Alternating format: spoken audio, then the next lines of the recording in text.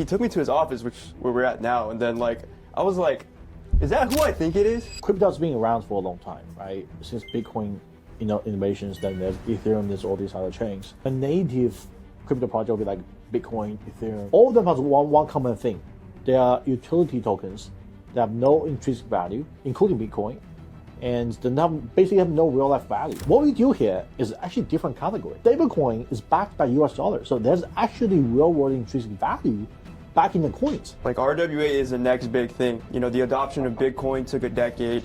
AI probably took half that, 4 years. I mean, with RWAs, like we can accelerate that to even half, 2.5, 1 could be now. I mean, we already have There's so much demand right now. People are screaming for it. I think it's going to go really fast. I don't know if we should say this, but like, remember the contest? Oh man, that's a really big announcement. But what if you could buy a piece of real estate like a stock, not the REITs, actual equity from the property, from anywhere in the world, even with just $100? That's not the future. That's what we're building right now. So, Alan is my right-hand man today. So he's someone that's been helping me building GAIA late at nights, sometimes to midnight. So Alan, why don't you introduce yourself to the audience, how we met? Let's start from there. So the way we met was Johnney actually put out like a bunch of ads on like ZipRecruiter and Indeed, but I kept getting email notifications saying that he kept like looking at my resume. So I was like, I should probably just reach out to him. So I found him on LinkedIn, and I messaged him, and I think he wanted like more AI integration, right? So I sent at that time, yeah. So I was in fintech and working at big banks, and then sent him an updated resume, and he was like, all right, come in Thursday, 5 p.m. We met, and then he was, you talking about what you're building at Primior, all of your different businesses, and then what your goals were, things like that. And then he was like, so once we got to the end of that, he was like, hey, do you like to shoot by any chance? I was like, how'd you know? and then he showed me like his like $6,500 like race gun.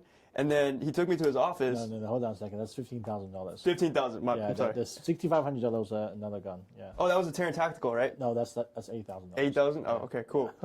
A lot of guns. And then he took me to his office, where we're at now. And then like I was like, is that who I think it is? Like yeah. And then he told me the story about how you met, our current POTUS, and I thought that was like super cool. And then he was like, can you come as soon as Monday? And I was like, sure. And then we got started. Yeah, I really like your background. You did startup, before, and you did marketing, AIs, technology too. That's what we need for GAIA actually, right? So when I see you, message me, it was like, okay, this is a perfect opportunity. So like, let's meet, right? And it happened to be like you liking guns, right? I like guns too. So that's great. Appreciate it. Yeah, appreciate it. So okay, tell them more about your backgrounds before this. So I had a startup about 15 years ago. We did VC crowdfunding back when like Indiegogo and Kickstarter was like just a thing. Actually, our on-platform did more than Indiegogo, Kickstarter, because we had like a large community on a forum, but now everything's done through Discord. But and then I started my own agency. I was in private protection for, bodyguards for famous people, and then we would train veterans and local PD, get their guard card, and then I ended up just applying to become like a intern as a MLO, because that was like one of my dreams, to be a loan officer. Right. They saw my resume, and they were like, they just immediately gave me like a senior position. They were like, we like your background in marketing, so you're gonna run our MarTech. And then that's when I kind of got into the financial technology world for loans. And I think your family was involved in a lot of like loans as well, right? Yeah, we do a lot of bridge loans, and we're the lender. We lend things out. We're not a mortgage broker, but we do work with a lot of brokers. So when people need quick money, we give money in like 3 days, so we're pretty fast. So like us, yeah. I stopped doing loans though during COVID time, because it's just a lot of defaults. Yeah. We dodged the bullet, but like I just see a lot of shitty, projects out there. It's like we stopped doing loans. So it's been like 4 years. I'm not doing any loans. I hear you. I mean, after the negative interest rates, no one really refis. It's a pretty tough market. Yeah, exactly. I mean, if we can let loan out for someone to bridge, it's called bridge loan, right? To bridge something in between, but if you can't get refinanced, they can't pay us back. Yeah, exactly. So that's why I don't want to do bridge loans anymore. All right. Okay, so that's awesome. And tell everybody that what you actually do here now. How you help GAIA. Yeah, I guess formally I'm the digital marketing specialist and then business development manager. So I talk to a lot of big investors, seeing how they can get involved in not only like our developments, our funds, but also like directly in Gaia. Because most of the time they're interested in our developments, and then when they see what we're doing with Gaia, they're like, let's just put our money in there, you know? Yeah. And so, Get them on there. Yeah, get them on there. So I help talk to them. And then I'm doing a lot of like QA testing and development. We have a lot of people on our team, but mostly like UI, UX, functionality, but also compliance. Because I was big on, you know, when you're in marketing in the mortgage space, you know, that you got the FHA regulations, right? EHO. So just trying to stay compliant, right? We want to do everything by the book. We want to be legit. Yeah, of course. As you know, we've been talking about it all the time. And then if you raise money from accredited investors, it's a little bit easier because like SEC is not going to be on your ass all the time. But if you're going to go raise money from retail, like do crowdfunding or RWA, they're going to be on your ass because you're raising money from retail. So the compliance is number one concern. Well, that's whole GAIA is built on. It's built on compliance, right? So everything we do, the RWAs we issue, the tokenization service we're offering, is all around compliance. It's like basically we're doing security token, right? So it's all SEC regulated. So we have to register with the SEC on all the projects we do and make sure all the languages we use, all the marketing language we use, and everything we do is in compliance. We KYC everybody, we do AML checking everybody, make sure everything we do is 100% in compliance. I think that's the biggest differentiator between Gaia and all the other platforms. I'm not going to name dropping the competitors, but a lot of competitors I see that are not in compliance. And so, yeah, I just believe that compliance is the only way to go. Right? The only way you can go big without getting FBI knocking at you. Right? So you're going to do it correctly. Plus, I see opportunity, but everybody else is not doing this legally. We're doing this legally. I think that's big. That's big. That's going to make us stand out, right? Because we're trying to do something right, especially when people are investing in security tokens. Like, you have to do things compliantly. Otherwise, what if they lose money then, right? What if they invest in scamming projects, right? You don't know who the sponsors are. I mean, I can't help scammers, raise money on my platform, then they fucking end up taking the money and run away. Then like that, I'm responsible for that if I do something like that, right? So I have to do all my due diligence, make sure the sponsors come on our platforms, they go through the KYB, know your business, right? With KYC, know your customer, their officers, so we have all their fucking IDs. If they actually become a scammer, we can work with the law enforcement, so I give them all the information to go after them. But hopefully that would never happen. Yeah, knock on wood, right? Knock on wood. Yeah, okay. All right, sounds good. Well, let's go to our next topic here. All right. So, this is basically why real estate investing is broken. You talked about, the current real estate market, right? And obviously, I know everything about it. Why don't you tell the audience what you learned from me in the last few months since working for me, and then what's the problem? And you actually is the perfect audience for our Gaia platform, right? You are the retail investor. Right? Right? You're not meaning that yet, right? Yep. You want to invest, but you could not invest, right? Like you're basically being excluded from that private club, right? So tell us the problem. How do you think we're fixing it? See, yeah, the biggest problem is the barrier to entry, right? I think accredited investor status in the U.S. is either $200,000 annually in the past 2 years, provable income, or $300,000 if you're married, right? And then, or $1 million in assets, excluding your home. Excluding home. See, now I was under the impression I was an accredited investor when I had my property in K-Town before I sold it, but I guess I wasn't even eligible, right? No, because I guess I don't know why they're excluding homes, because most of millionaires in the U.S. are made millionaires because of real estate they own, but it's mostly their house. Yeah. So if you exclude their house, most people don't qualify. So can you use a secondary address, like a secondary property? Yeah, of course. If you're investing property, that's worth over $1 million, or your stock portfolio, or your 401k, any other assets exclude your home over $1 million, it will make you qualify for accredited investors. Yeah. Okay. So that's the biggest barrier to entry. I mean, my mother, she's much more successful than I am. She was able to invest in some developments, but I think it was through crowdfunding, right? Or still have to be a accredited investor. Yeah, or like limited amounts, limited availability as well, like slots. No, well, I mean, every syndications have limited slots, but like if you are accredited, you can invest unlimited amount of money if you have it, of course, right? Yeah. So that barrier to entry was like the biggest one. I think the long lockups, right? Yeah, obviously, if you invest in a deal, typically a real estate fund or syndication is about 5 years. I personally invest in Blackstone, so you know. I talk about that all the time, right? So 10 years lockup. I'm on my year 8. I still haven't got my money out yet. And the real estate market is so shitty, has been so shitty for the last few years. So I don't even know I'm going to get my money back. Knock on wood, I got my principal back. That's all I hope for. I'm not even looking for returns. Right. I just want my money back. You just want your money back. Yeah, I think, what was it, like $1 million you put in there? Yeah. I mean, that's the minimum investment, actually. So I did minimum just to test it, and now I got fucked so bad. I would not suggest anyone to invest in institutional funds again. I mean, 8 years ago, 10 years sounds okay for me. But now things are changing so fast with AI, with tokenization. And with crypto being so popular. Right. I don't think anyone won't lock their money up for 10 years. That's crazy. Where technology is like evolving so fast. I mean, I don't know what's going to happen in 10 years. We'll be fucking taken over by fucking AI. I don't know what's going to happen to me. I don't want my money locked up for 10 years. That's crazy. And then I think you were telling me too that like you just make more money off of leaps anyway, right? So it's like stocks. Yeah. Last few years is easy money. Yeah, Johnney from Foil is crazy, by the way. Yeah, but I don't want to talk about this real estate channel. But yeah. So back to real estate. So that's the problem, right? So most typical deals is 5 years. And we have deals, as you know, development deals, sometimes 2 to 3 years. That's only because we took our own money and our time to do the entitlements. That takes about 3 years. And then construction is about 2 years. So we'll have investors coming at a later stage, phase 2, when we are ready to start construction. That's 2-year projects. But most of the projects we do for the full cycle is 5 years.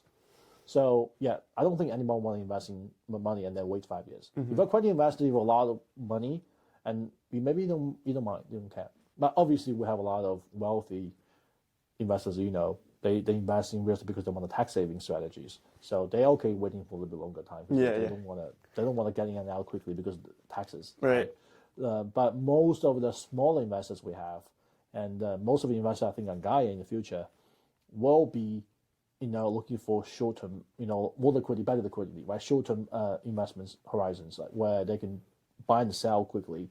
And I don't think anyone will be interested in waiting for 5 years to get the money back.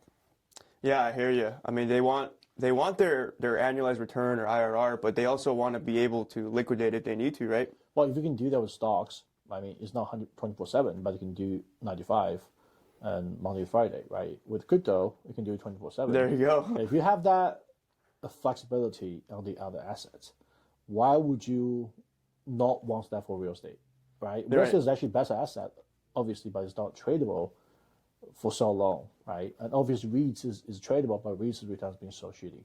Yeah, I mean, to your point too, like you immigrated here from China, you lived in the UK, but as you know, like U.S. property or just any property in general is a good holding of value, right?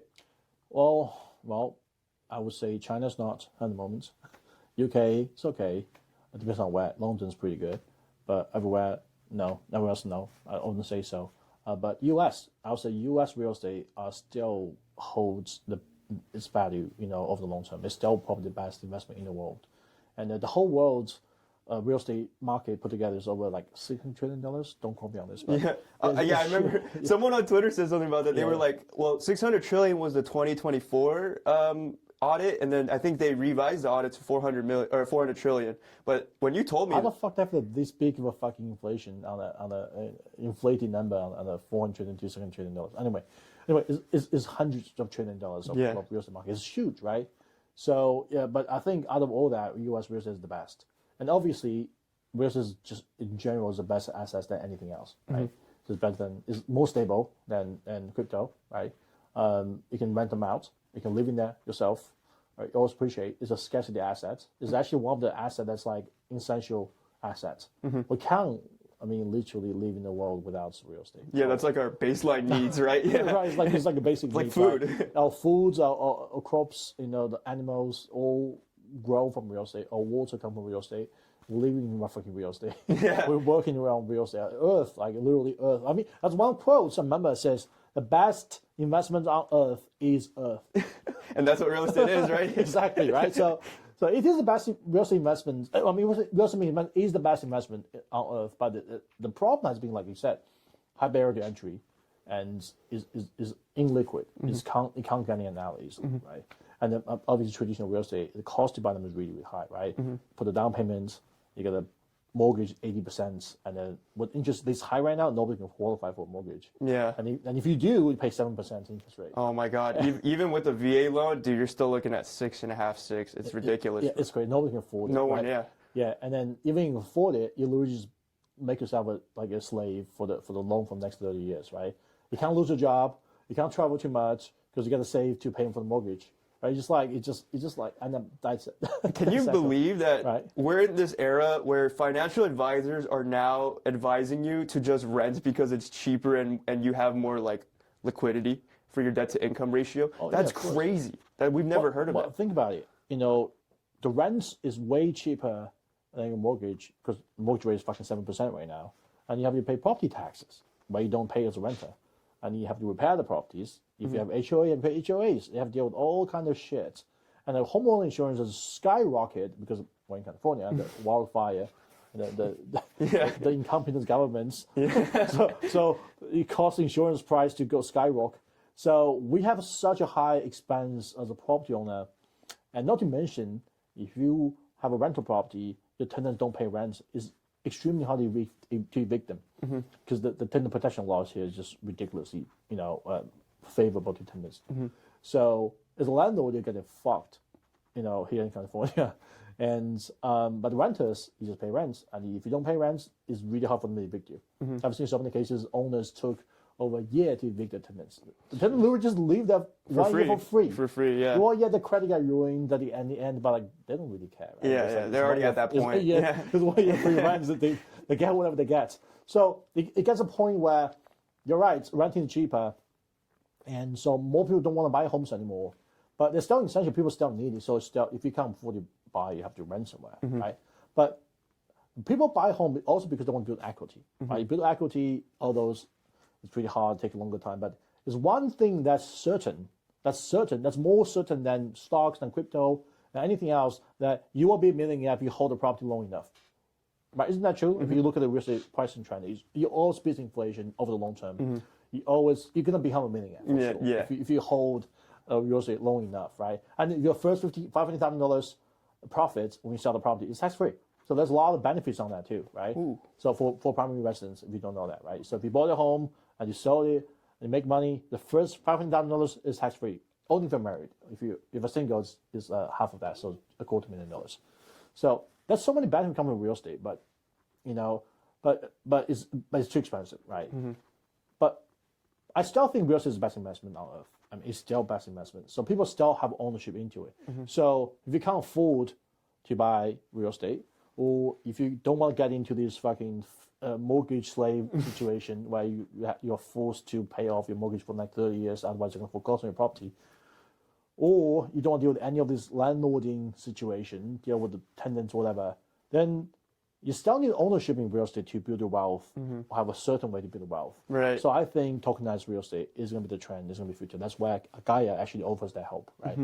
So, yeah, do you see that? Do you see that GAIA or tokenized real estate would solve the problem that your age, like Gen Z, were facing? Oh yeah, 100%. I mean, if I can't directly buy it, but I can have equity in a development or a property itself that's an income producing asset, and I can exit whenever I need.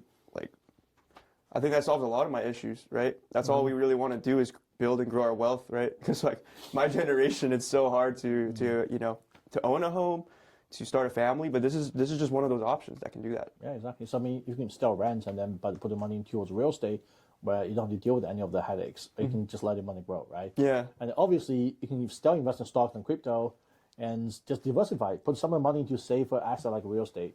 You can start like $100 with token of real estate. I think just better options than not having it, right? Dude, funny story is we're in Irvine, right? My friend, he does trading, and he's hit his accredited investor status in the past 5 years, and he still rents with his parents, right? But I mean, if you see how diversified his portfolio is, like he wants to get in, right? But he's still renting. So it's like the current state of people our age in our late 20s emerging into our early 30s is like we're still renting, but we're trying to we're trying to own assets to grow our wealth to get to that position. This is just one of those avenues. Right. So you see the value in the real estate, investing in real estate, owning real estate, but you don't see the value being a homeowner with just so many headaches. Right? Yeah, oh my gosh. Especially in California, right? Yeah, I've been a homeowner before. I mean, you don't pay rent, but you got mortgages and you got... Remember during COVID, the tenants don't have to pay your rent, but you have to pay your lenders, and you have to pay the property taxes. The government give you no break, including the lenders. But the government tell you that you cannot foreclose, you cannot evict your tenants even if they don't pay your rent for up to a year. See, I didn't know that, but thankfully I sold in 2018 right before all of that happened. Bro, like I have so much landlord friends getting fucked because of that law. That's so fucking stupid. Like, think about it. You're a landlord. You have all your obligations, your property taxes, your insurance. If your tenant break your shit in your house, you have to repair it. Otherwise, they're gonna be fucking suing you for fucking, what do you call that? Unfunctioning home or whatever shit, inhabitable home shit, right? You value that fucking lease, they can sue you for damages. But if they don't pay rents, you can't evict them in no way. In literally no situation can you evict them during COVID time. I didn't know that. That's so fucked up. Anyway, so that's why a lot of investors quit being landlords, become the investors with us because they don't want to fucking be a landlord anymore. And then, I mean, the thing is, like, when they switch over from landlording to you, when you talk about your verticalized program, we talk about that all the time, but I mean, it's truly remarkable, like, that you have all stages of development to lease up, to exit, to managing the property, to collecting rent. Like, all that's done in-house, and we're absorbing a lot of that cost, but we're also, because we control everything, we get better returns not only for you, but your investors as well, right? Oh yeah, because we just controls, the whole cycle, better, more efficient, more cost efficient too, right? Time efficient as well, so we can do it faster. I mean, that's all I built in the last 13 years. I mean, like, that's all I do. I don't do anything else. I just keep doing real estate. So that's all I become really good at. It's like, when you keep doing one thing for a long enough time, and if you're not stupid, you can just improve every single time making mistakes, you'll become experts, right? So I would not say myself as an expert or anything else, but real estate, I have 13 years of experience. So compared to a lot of other people, I'm a little bit better at that, right? So I can do a little bit better. A little bit better is I would say that's more humble, because I think, how many developments have you done, and you said you have never lost investor capital once? Yeah, I've never. I've done so many deals, ground up, fix and flips, and commercial properties, commercial real estate properties, value adds. I've done all strategies. I've never lost money. Maybe with Blackstone though. But that's personal, right? I invest in Blackstone, so maybe Blackstone will break my record of losing money, but that's my own money, so I never lost investor money. Yeah, yeah, and you said like no capital calls, right? I never do capital calls because I always just calculate with how many money I need for projects. I just raise all the money at once, and then mostly I put my own money into it. So we just finish the project. We never had to ask investors for more money. But lately, for the last few years, I've seen a lot of sponsors asking their investor for more money through capital calls because they're basically struggling. Yeah, how annoying is it that you give a dude money to develop a project and to make you guys money together, and he comes around like a couple months later without anything, and you're just like, can I get more money? Like, how annoying is that? Oh yeah, well he will tell you the reason. He goes, oh I fucked up, bro. Like I need more money here. Yeah, but this is annoying to deal with. But I'm glad you never had to do that. Well, a lot of the sponsors, they just they see all these real estate guru on the internet. They go, okay, well, I can be a real estate fund manager. I can be a real estate guy. I can make a lot of money as a GP. And let me just go start a fund. Let me go start a project. And they go to their friends and family. They just get the money, right? People trust them because they like them, but they have no experience. They've never done it. Yeah, real estate is really complicated to deal with. You need a lot of resources, you need a lot of knowledge, you need a lot of experiences, and you have to have the hands-on experience to deal with it. And because a lot of things in real estate is out of your control. You can't control when the government is going to give you permits. Like fucking California does shit, right? You can't control if your subcontractor is going to take your money and run away, and you never find them again. That all happened to me before. Right? You can't control if your partner fucking took your money and ran away. That happened to me before too. So you can't control when your architect says, fuck you, I'm gone from the project. You have to find another architect to replace him as an architect of record when you find no one else want to do it because they don't want to assume the liabilities. Yet all the situation happen that you have out of control. When market crashes, you can't control. Right? There's so many unknown shit. When you dig a dirt, all of a sudden you find out you have like a fucking 10,000 yards more of dirt that the exports that cost you hundreds of $1,000s more money. Out of your control. So Like a lot of times, it's not their fault. They just don't know what the fuck they don't know. Yeah, right? they don't have bad intentions. Don't know. Right. They don't have bad intentions. They just lack of experience. That's why I suggest investors only invest with the experienced sponsors.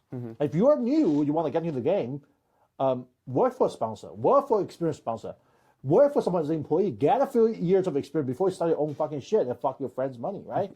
Yeah. Your first year guarantees is not going to be good, right? If you break even, you're good. You're doing good.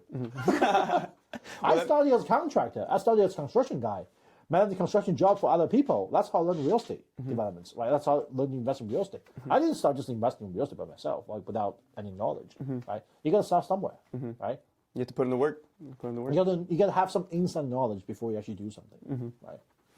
So anyway, well, that's a lot of on why real estate is broken. That's good. Oh, one thing we didn't mention is real estate has always been inaccessible to foreign investors.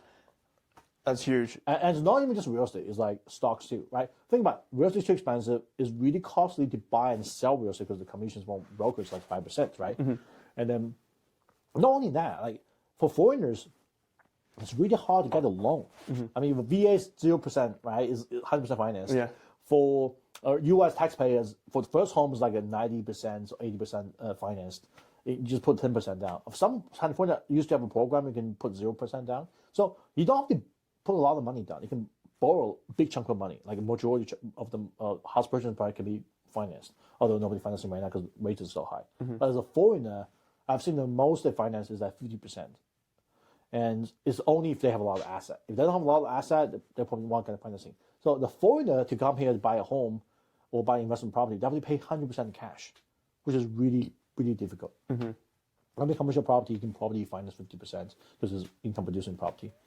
So it's really hard. Plus, a lot of banks actually want personal guarantees. So if you're a foreigner, don't have a social security number, it's hard to get that qualified for that. And it's really expensive, so you can't finance a lot of money. And then it's hard for you to manage the property too. You're foreign, right? Yeah. So that's one thing. And so let's say foreign smaller investors, there's no way they can afford it. It's too expensive. They can't get financing. And then, okay, well, they can try to buy stocks. But it's really, really hard to get a stock brokerage account open for foreign accounts. Oh, tell me about it. I have friends that are on visas and stuff. They can't even open up a brokerage. You know what I mean? Yeah, it's just really hard. Like Robinhood just bans it. They don't allow any foreigners to open accounts. Yeah. Without Social Security, you cannot open the Robinhood account. Tell me about it. It's just really, really hard for people to do it. On that topic, I think global investors probably benefit the most from this because they don't have a minimum or like a barrier to entry like U.S. accredited do. So for token real estate, is like global investors can just buy any token for $100, and they all have access to stablecoin, right? Yeah. So obviously, as a foreigners, another problem is they can't get their hands on U.S. dollar. Right. Their country restricts how much U.S. dollar can get. Sometimes they just ban completely. So there's no way for them to even get a U.S. dollar. Without U.S. dollar, how are you going to buy U.S. asset? You can't buy stocks. You can't buy real estate. You can't buy anything. But thanks to crypto, stablecoin bill act just passed this year.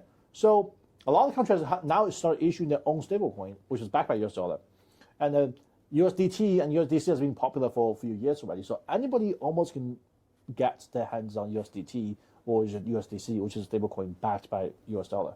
So they can use that money to buy US-based real estate on GAIA at any time, 24/7, from anywhere in the world.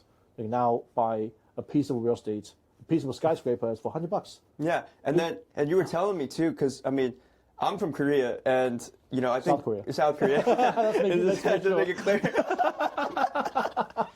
Well, you were born and raised here. Yeah, born and raised here. My family's from Korea. We immigrated, but yeah, I mean, I think the max withdrawal limit, from what I remember, was like 50,000 for USD. But even if so many people wanted US dollar, like the point you made at one point was that it's still an inflationary asset, right? But what is real estate? Just look at how many money we're printing every day. Yeah, I know, the right? The savings we have here is crazy. That everybody else thinks US dollar is the best asset they can ever have. We Americans think US dollar is fucking shit. Yeah. So what do we do with USDC or USDT? We go and buy tokenized real estate. Well, yes. Well, previously you can't, but now you can, right? Yeah. So, but you have to buy something. That's why people don't want to hold money in the USDC or USDT. They have to buy some crypto. But previously they have nothing else they can buy. They can buy Bitcoin, they can buy Ethereum, they can buy Solana, they can buy all these other meme coins. They're all risky. Look at the Bitcoin and the Ethereum. I've seen so many people in last month basically got margin calls and just like got killed, right? They lose all their money. Tell me about it. Right. I mean, and remember what happened with NFTs? Yeah, NFTs. Oh my god! I called it. I don't know you there back then, but I called it when everyone's fucking buying Bored Apes for like $70,000 a JPEG. I was like, bro, this is gonna fucking to $1 million. I didn't know $1 million. Yeah. But, bro, that is a fucking insane. I would never spend that much money to buy a fucking JPEG. This is fucking crazy. That's like a total scam. Like, it's a Ponzi scheme will explode. But then obviously nobody's talking about NFT right now. It's gone. It's fucking completely. I called it too. I was just doing the logic and the math. I'm like, there's no real intrinsic value. Like, no, there's none. No. Like with fractional shares of art, you actually have a physical piece of like the Mona Lisa or things like that, right? But it's actually true limited quantity, because if artist dies, that's all you have. Yeah. That's right. But for JPEG, I can fucking just duplicate that fucking JPEG. I can take a screenshot. Where's the intrinsic value? But I mean, so with RWAs and tokenized real estate, what we're trying to do, right? Like, tell us about it. Like, so what I mean, as you know, is basically backed by real estate. How it's backed is pretty much simple, right? So you buy a token, which represents a share in a company that owns the real estate. So whether the company owns one real estate, we call it SPV, so special purpose vehicle, or is a fund that owns multiple real estate, like USP, United States Property, like our token. Mm-hmm. So if you buy that property, if you buy a token that represents a share of that company that owns multiple properties, and that's like a diversified portfolio of real estate. So whether it's that a single property or fund, you actually becomes a legal shareholder in the company, and that owns the real estate. So you don't own it directly, you're not on the title, because it's really difficult to have a foreigner or anybody with $100 to be on the title, right? It's just too costly to do it. So that's an easy way to do it. But because you own a share, that makes it security. Because security is regulated by SEC. So actually, USP is registered with the SEC while we do filings. So that's what we're going to do. We're going to make sure every single sponsors, doesn't matter where they come from, they can have a projects, real estates in US. They can have a property in China, they can have a property in South Korea or Europe somewhere, anywhere in the world. If they want to tokenize a property, they have to register with the SEC in the US. Because GAIA isn't compliant for US law. I don't really care about other countries' law, but if they want to issue a token and selling them to the US investors, they have to comply with the US law. So they have to be in the US, register with the SEC, do audit the financials if they're foreign, and to make sure that this is at least the information are fucking legit. They're not fucking like companies just like scamming people, right? So that's what you do. And then if they're registered with SEC, then we'll have all the information too. We'll do KYB, KYC, so we'll have all the information. So make sure it's all legit, all right? Then we'll have to verify the ownership of the property, of course, but let's just do all the financials, right? The local financial firms will have to provide us with reports to make sure that those properties are actually owned by them. They don't just claim it, right? Right.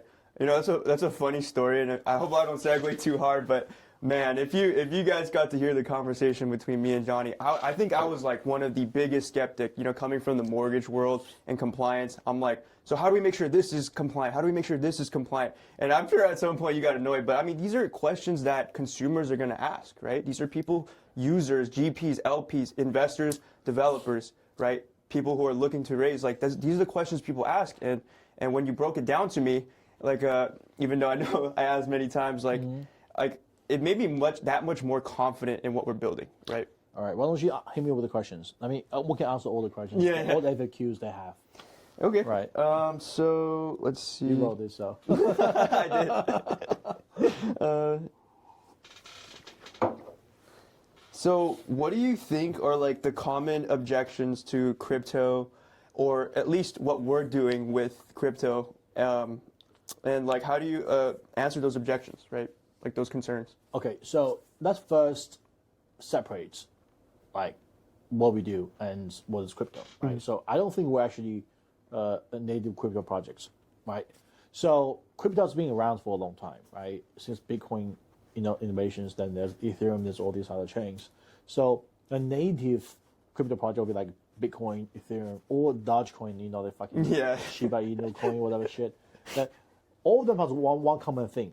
They are utility tokens that have no intrinsic value, including Bitcoin, and they basically have no real life value at all, right? So the only value they have is a consensus, right? People believe in Bitcoin, right? People think Bitcoin is uncrackable.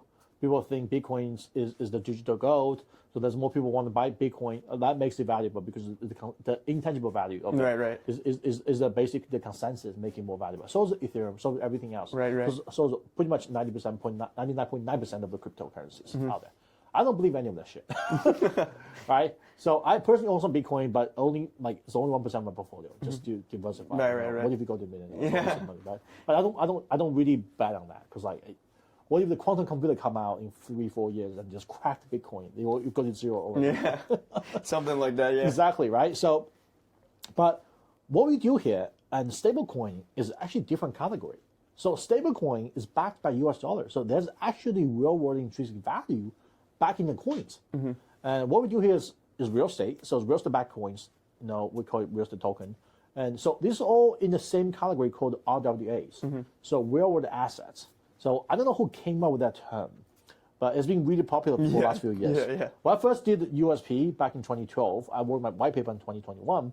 This term doesn't exist. So, and then I don't know who published. Maybe ZCZ from Binance or something. So you're speculating you might be the pioneer of RWAs. Or one of the few, right? Oh, no. I mean, there's people who did the real estate token back in 2017, but they scammed everybody. So they were scamming products. But you're trying to do it legit. Yeah, exactly. So I would say probably I'm the one. I wouldn't say the first code I don't know, but I'm probably one of the really first one trying to do everything by the book. One of the first, right? In compliance. Yeah. Because that's the most expensive part. Yeah. You can easily issue a token and call it real estate token, but if it's incomplete, I mean, when I issued my first tokens, everybody's trying to go around SEC regulation. They were trying to make that token non-security token. Make that token into utility token, so they don't have to be subject to SEC regulations. So that's why all these projects, raise the money and start running away because there's no accountabilities. You don't even know who the fucking founders are. They're all fucking enormous. You don't see their fucking face. I don't know what people believe in. Yeah, I don't either. They probably truly believe they can get rich overnight. But it's all scams. But anyway, back to that. So this RWA, real world assets, is a new category, and it just recently became legitimate. Became legal through the big beautiful bill act, like Trump just did. The one big beautiful bill act, whatever. So they actually had this Genex Act and also stablecoin bill passed within that big bill. So that made stablecoins and RWA legit. So people now start basically realizing, okay, RWA is real. Stablecoin being the biggest category of RWA sectors right now is now being popular right now. So everybody is issuing that fucking stablecoin, right? Circle went public. The stock went up 200%. Wait, I think Blackstone or BlackRock has their own tokenized securities, which is different. Yeah. We'll talk about it later. But all the banks, Bank of America, Citibank, JP Morgan, they're all trying to issue their own stablecoin. Look, watch. Early next year, or maybe late last year, they're all going to be issuing their stablecoins on Ethereum. I didn't know that. Big thing. And not just them. All these other countries are going to issue their own stablecoins on Ethereum. So anyway, so this is all going to come out, and then but stablecoin bill, we talked about it earlier. Stablecoin they're still US dollar backed. And I mean, it's going to help US dollar domination in the world and make everybody more accessible to US dollar through the stablecoin. But itself is shit. It just loses value every day because we just put too much money in. Yeah, it's an inflationary asset. Yeah. So itself does not hold its value, right? But it still has some intrinsic value, but it doesn't hold its value. Right. So that's why I think other parts of this RWA is going to do better. So when you talk about BlackRock, they have their own tokenized money market fund called Build. And I think JP Morgan has their Onyx securitized money market fund. So basically it's like money market fund. You know money market fund? It's basically, they call it money market fund. It's basically a fund and that holds almost 99% of treasury bills, short term. So you can buy and sell those funds anytime. So it's truly liquid. It's like ETF that holds only treasury bills, short terms. So you can buy and sell easily. So it's really liquid. And you can just buy and sell like a stock anytime. And they actually give you yield, basically, almost the same as the short-term treasury bills. So when you say you're getting Robinhood, when you put your cash into Robinhood, you're getting this yield, right? Is like basically using your money by money market fund. Oh, okay. It's almost certain that it's safe. It's almost certain that it's guaranteed. It's not guaranteed, but it's almost guaranteed. Right. the treasury bill is short term. You're not going to go back in next year, Yeah. right? So there's actually 30 days short term treasury bills too. So that's really short term, super short term. So, but the problem I see is like those money market funds, they're already liquid. I don't really see the benefit of tokenizing the assets already liquid. Maybe for the sake of having foreign investors to buy it. I think so. Yeah, like you said, it's global liquidity to access those bonds. Because you have to have a brokerage account to buy a money market fund. If you're a foreigner, you don't have a brokerage account, you can't buy it. Right. So when U.S. Treasury, when the Treasury bills, the Fed increase the rates when our Treasury bill pays 4%, it's being paid 4%, 5% a month, year or two, right? When other countries are paying like 1.5% and 2%, or some countries have like a negative interest rate in the banks. Yeah. Obviously, everyone want to buy the Treasury bill. Right. They would just swap to USDC or USDT and then buy these Treasury bonds on these platforms, right? Yes, or they can just like they can get actually Circle actually and Coinbase actually offers something similar to that too. Oh, okay. So you can actually just stake your stablecoin back some return that's similar to the Treasury bills. So your that's actually how Circle makes money. They issue stable coins. You give them US dollar. They give you stable coin. They use your money to buy Treasury bills. They keep all the money to profit themselves. That's why if you go Circle, look at their financials, they make so much money off your money. Yeah, basically. But the reason you do that is because most foreign investors, they don't have access to US dollar. So I mean, they have no other choice. And therefore, US investors who want to use cryptocurrency to buy Bitcoin and Ethereum, and using stablecoin is the easiest way. So they have so much volume, so much demand on the stablecoin, they make so much money. Yeah. Right.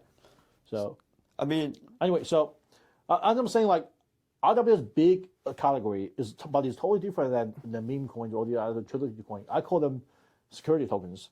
So they're regulated by the government. They're not 100% decentralized, but they're centralized. That's why there's accountabilities. If something scam you can go find them, right? and it appreciates. Yeah, and we talked about it earlier. Real estate is like what, $400 trillion market. Yeah. So if real estate gets tokenized, all of the real estate get tokenized, it'll be the biggest category in the RWA, right? But the security tokens is still waiting for the clear regulations.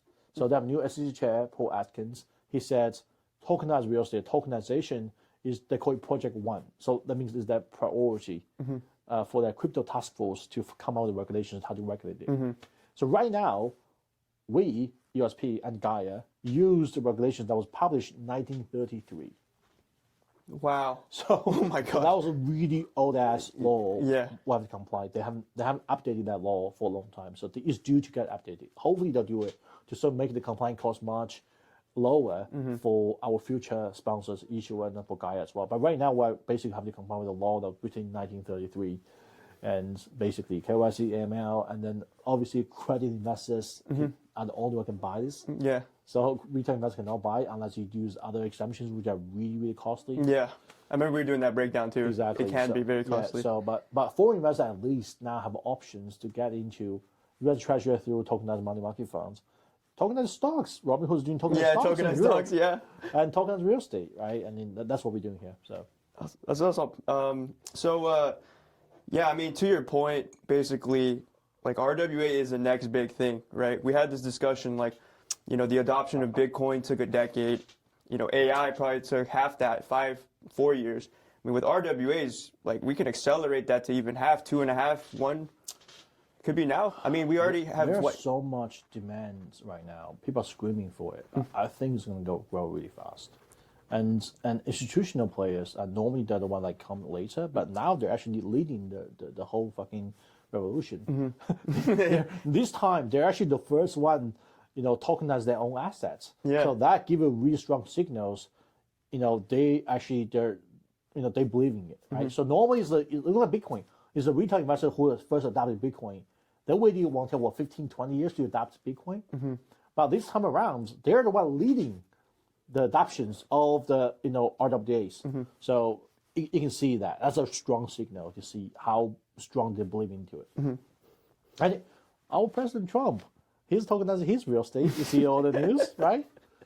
I think we were thinking about reaching out to him to possibly list some of his property on GAIA too. Yeah. I'll connect with my connections. Yeah. You can talk to him. Right but there. I think they're already talking to Dubai though. They probably have something else to deal with. It's not that hard to do tokenized real estate. It's really expensive. So most sponsors, most people traditional real estate people, first of all, it's too difficult for them. It's too tacky. It's too tacky, and it's really expensive. For them, it makes no sense. But for people like President Trump, he's a billionaire. Yeah, he doesn't have to worry about stuff like that. Yeah, he's okay. Yeah, so I think we're coming near a close here. I think a lot of people just want to know, like, what's gonna happen next? What are we working on? What's the timeline? Okay, so did we talk about what tokenized real estate is? Yeah. We did. Okay, like pretty messy. We're just jumping back Yeah, yeah. all the time. Okay, so GAIA is basically a tokenized real estate investment platforms that helps the sponsor, around the world to tokenize their property. And of course, not just property. We have different categories. So you see real estate as our brand ambassador, because that's what I know the best. But of course, any startups, AI, Any asset, even really. a fucking restaurant, like Right. anything, Yeah. any legitimate real world asset, right? Yeah. Tokenized, and then cheaply, in compliance with the U.S. law, and so they can make it easy for them to actually sell their ownerships to raise money. And the reason I'm doing that, because I don't know if you know this, 87% of U.S. small business fail because of the cash flow, and majority of the U.S. small business cannot raise capital. Bank will not give them a loan. And the other loans are really expensive, like 40-50% interest rates. And that's what's killing them. Yeah. And it's just not fair to them. They can't raise equity. It's hard to get that. SBA is hard. And other small loans are just really like loan sharks. They're really expensive to get loans from. So they really have other choice. But they actually account for 50% of our GDP. So small business actually is 50% of our country's GDP. They're huge. So I want to help them. And of course, I want to help a global small business as well. So allow them to raise money, raise capital easily, so they don't have to fail. Because it's their life savings. Like, a lot of times, the whole family basically is dependent on that small business. Right, yeah. Right. So I'll make sure they can raise money easily. I want to make sure, on the other hand, the investors, global investors who don't want to start a business themselves, because it's really risky to start a business. Sometimes you work more than being an employee, right? So it's really risky. Majority of the people don't want to start a business, and they just want to invest, right? But they want to invest their money somewhere safe, right? Something they believe in, and that's gonna, that's gonna appreciate over the long term. Right. So obviously, a small business, real estate, something tangible, something in the real world is more, safer than crypto, that's meme coin, and then even stocks, to be honest. But of course, people should still invest in stocks, just diversify. But I want to make sure that global investors, actually, so including US and the global investors, have access to tokenized real estate, to the investment opportunities where it's used to be only reserved for the wealthy fews. And not just real estate, I'm talking about private equities. So, private equity firms make the most money, right? As a job. Or they buy a business, they turn them around, they sell them. Like, that's what they do in real estate, but they make more money by buying business. But those private equity funds are only accessible by really wealthy individuals. And the small businesses are being acquired by private equity firm at a fraction of the cost, because they can't raise money anywhere, right? They get it on sale. Yeah, they exactly. flip So it. they're the only one that have money to buy them out. But if they can raise money, they don't have to sell to those private equity firms. And the investors now can just keep the middleman, just go invest in those businesses. Of course, it has to be a legitimate business, right? But then they at least have the options to pick and choose which business they want.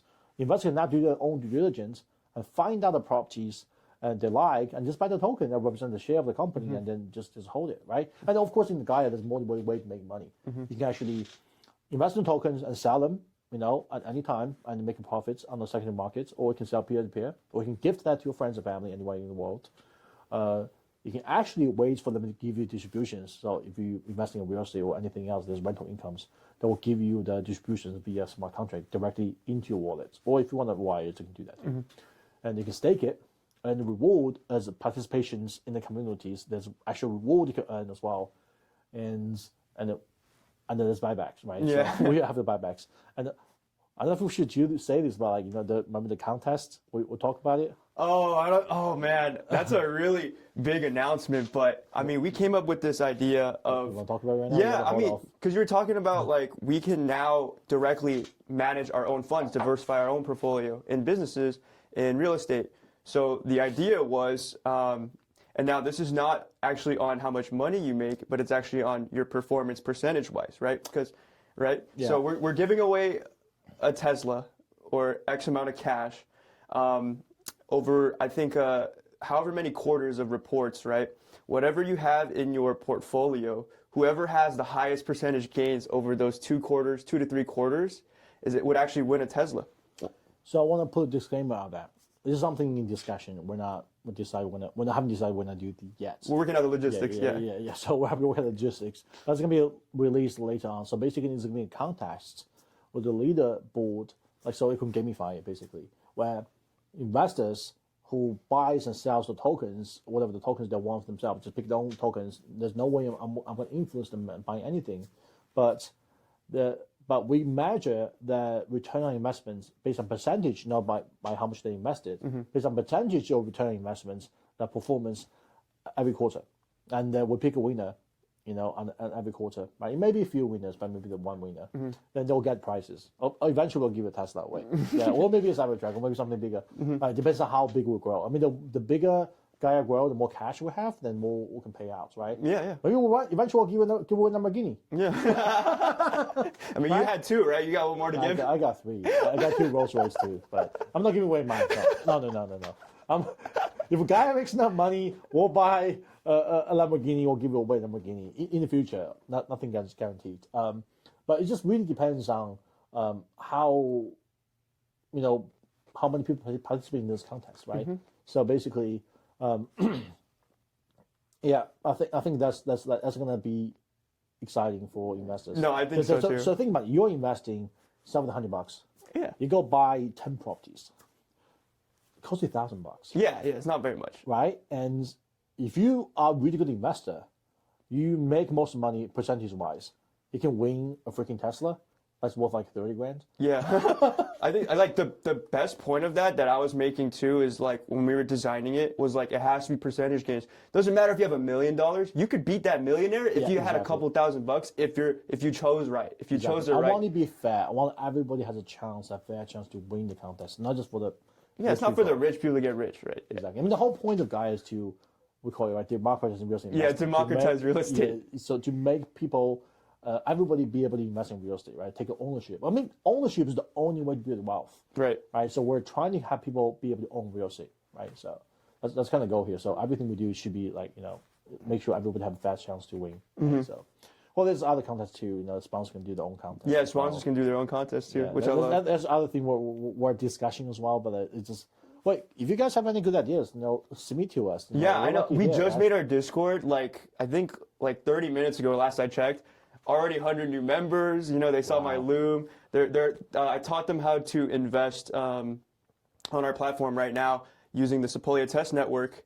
So they were able to actually hook up their wallets, right? Like MetaMask. I'm not really familiar with the other ones, but basically they can now buy those tokens and properties with crypto. So awesome. They're excited. They're really excited. I mean, you don't really check your phone, but I mean, dude. Bro, I'm too busy. I'm doing 100 things a day. Yeah, but dude, they're really happy. They're really excited. But I think that's a good segue. Basically, join our Discord, get active, And Johnny's gonna hate me, but there's a special channel on there called Johnney memes where I post memes of Johnny. If you guys have some as well, just submit them. Bro, wait, am I excluded? Can I see that too? I made it so you can't see Johnny memes. So I'm just kidding. Just kidding. I'll have to go check it. Yeah, there's just a barbecue picture for right now, but who knows? But I'll make sure be appropriate, guys. Come on, be professional, please. Thank you. Otherwise, I'll ban you. Okay. All right. Okay. So, do you have anything else about what we're doing with GAIA, our developments? No, we're really excited. So right now we're in the testing phase. We already received a lot of good feedbacks, right? And then. Although I know people want us to do open test, we can't do that because we're still in the testing phase. I don't want just the server to break. So we'll do as much as we can. What I can tell you right now is actually we got a lot of good interest from LPs, right? Basically, limited partner investors. So, but actually, people don't know is we got a lot more sponsors interested. Oh my gosh! Before I even started GAIA, I have over 200 people on my wait list. They're all from sponsors that wants to tokenize a property. People even from UK, people from China, and people from like Brazil. They all want tokenized real estate. I mean, mostly from the U.S. I'll say 90% of U.S. properties. I had to turn them down because, like, bro, like if I start a new one for you, if I tokenize your property for you right now, right? Even I've done everything myself. If I just duplicate everything for you, it's still going to cost you $300,000. Wow. It's just really expensive. But with us, with GAIA finished, it costs like 10% of that cost, like $30K. Oh my gosh. So I have to wait until this moment to tell them, hey, finally it's almost ready. And probably about a month or so, we can start letting them test the GP side, where the issuer portal, where they can go sign up, submit their properties for review and everything. But before we doing that, I have overwhelming people asking me, hey, Johnny, when can I open my GP accounts? When can I pay you? They're already ready to pay me to use the properties. But I want to be really careful. Yeah. Because, first of all, I want to make sure the property are legit. That there's like first-timer sponsors, just like, You want experienced developers, right? Yeah, I want experienced guys. I want good assets too, right? So, and I don't think our team can handle 100 assets at the same time. I want to make sure we put really good assets. They don't have to be big. They can be small assets, but they have good qualities, and to be on platforms. Because I wouldn't want my LPs lose money. I don't want my investors lose money. I want to make sure they're good properties. I mean, there's a lot of competitors out there that have like fucking 100 grand's worth of fucking single family Oh properties my God, when in we were Texas doing somewhere. Like, I love Texas. I met the governor, governor of Texas like a few years ago, right? So he's a really nice guy, but I just can't see my investing like $100 into a piece of shit assets in a single family. Yeah, I personally, I wouldn't say all single family are shit. I would say that asset I've seen all those other people are shit. That's why they can't even raise money themselves. It's such a small deal. If you can't even raise money from your friends and family, that's a shitty deal. So we're only doing commercial real estate projects. I do not want to touch single family. The reason being is I think the single family should be reserved for the home buyers. Exactly. It's really too expensive for people to buy. I don't want institutions to come in to snap up all these single family properties, then homeowners are out of choice, right? So they're partially the reason to drive the price up. Obviously, they're not the main reason. The main reason is government. They compete with the government, but they're also partially reasons. So I don't want to be part of that. I don't want to be part of the guys that buying up all the single family properties. So I want to just focus on commercial real estate. Not only because of that, also because commercial real estate is generally just better investments. It's meant for investment, right? Single family is meant for living. Yeah. It's not meant for investment. Right. It's for you to live in. Right. For commercial real estate, is mostly people buying them are insurance companies, institutions, sophisticated investors, family offices, because they're looking for cash flows. Commercial real estate generally has way better cash flows compared to single family properties. So that's the beauty of real estate, is the stable cash flows. So I want to make sure my platform only have commercial real estate, that are good with commercial real estate. So we did a webinar, as you know, last week. 45 people showed up. 4 of them are billionaires from China. It's all Chinese, right, as you know. So they want you to tokenize their properties too. So I'm being really careful, like who I work with, right? I'm like, give me all financials, make sure it's audited by like U.S. companies. Yeah. Make sure your assets good. You don't over leverage. Make sure the assets good, and then tell me how you're gonna pay the investors back, right? So I'm asking all the questions that I'm waiting for the answers. So make sure I do all my due diligence. I mean, of course, I can't guarantee everything, but I want to make sure I do as much as I can. Make sure the assets on a GAIA are good assets. That's why on the testing phase, service, like testing portal, I won't put my asset in there because like I know my assets. Yeah, ours are good. Right, exactly. But we do have a lot of GPs that are really interested in getting on the platforms. Yeah. I'm just being really careful about it. So yeah, I mean, well, you're preaching to the choir because those are the questions I had, right? I'm like, how do we protect the investors, right? And how do we make sure? Because like when we were doing market research of people in the same space as us, and the reason that they're not doing well is because those assets weren't producing income for their investors, right? It was just bad properties. The assets shit. The sponsor probably lack of experience. Yeah. And then they don't really have any other plans other than just let the sponsor handle it, right? So, but most of the other platforms actually came from a tech background. They don't really have a real estate background. So I'm actually a little bit different because I came from a real estate background. Yeah. But because I'm so young, so I'm also able to learn the tech side at a later time. So I'm able to do both. So because I came from real estate backgrounds, I'm native real estate guys. I actually really careful about the property I list on the platforms. I really careful about the property I invest in. So I can make sure the property listed on GAIA is going to have really strong cash flows. So we have really strong cash flows. They wouldn't be trading at discounts because you can buy a property at 5% dividends. Why would you sell it? Like if you can collect 5%, it's pretty good, right? Yeah. So obviously, we're going to do, we talked about it earlier, we're going to do a rescue fund through USP, which is separate than GAIA, but that's what I'll do with my USP fund that's what I like to do anyway. I like to buy distressed properties. Right, that's your strategy. And turn them into valuable assets because that's what I do the best.